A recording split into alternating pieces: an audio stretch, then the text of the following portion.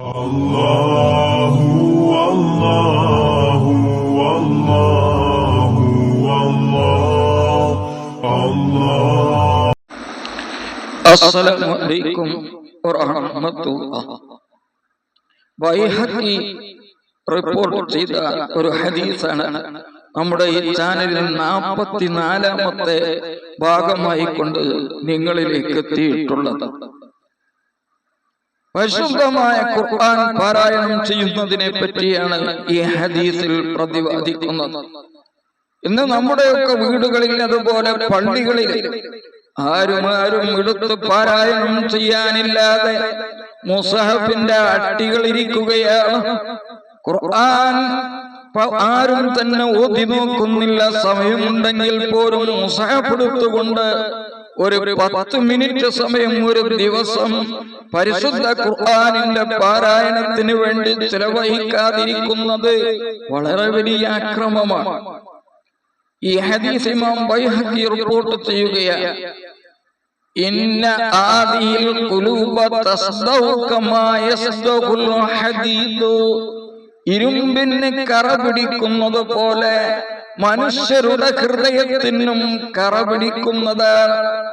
ഇരുമ്പിന് ഇദാ അസാബഉൽ മാഉ, ആ ഇരുമ്പ് വെള്ളം നനഞ്ഞു കഴിഞ്ഞാൽ അതിന് കീടകൾ ഉണ്ടാകുന്നത് പോലെ, കറ പിടിക്കുന്നത് പോലെ മനുഷ്യന്റെ ഹൃദയത്തിനും കറ പിടിക്കും.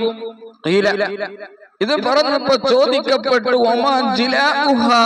അതിന്റെ കറ കളയാനുള്ള മാർഗം എന്താണ്? ആ കീടങ്ങളെ കളഞ്ഞു വൃത്തിയാക്കാനുള്ള മാർഗം എന്താണ്?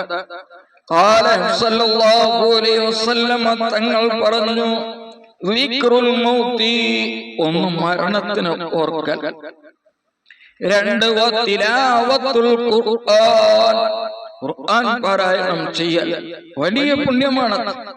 വേറെ ബൈഹഖി റിപ്പോർട്ട് ചെയ്യുന്ന മറ്റൊരു ഹദീസിൽ കാണാം, അഫ്ളലു ഇബാദത്തി ഉമ്മത്തി ഖിറാഅത്തുൽ ഖുർആൻ, എന്റെ ഉമ്മത്തിന്റെ ഇബാദത്തിൽ നിന്ന് ഏറ്റവും ശ്രേഷ്ഠമായത് ഖുർആൻ പാരായണമാണ്. അപ്പൊ ഖുർആൻ പാരായണം വലിയ പുണ്യമുള്ള, മഹത്വമുള്ള ഒരു കാര്യം തന്നെയാണ്.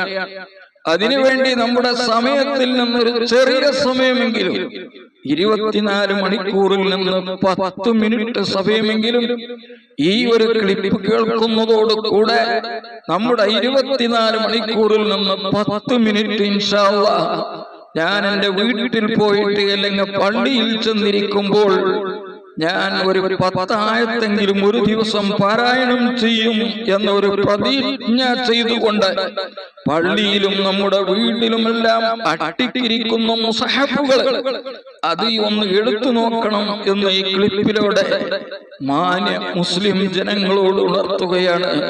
അല്ലാഹു തൗഫീഖ് നൽകട്ടെ. അസ്സലാമു അലൈക്കും വറഹ്മത്തുള്ളാഹി വബറകാതുഹു.